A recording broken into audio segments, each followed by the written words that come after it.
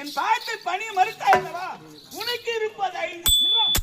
அந்த 5 சிரத்திலே ஒரு சிரம் அறுபடும் என்று கொடுத்தான். கொடுப்பாய் சாபத்தை சிறமார் கொண்டு ஓடி வந்த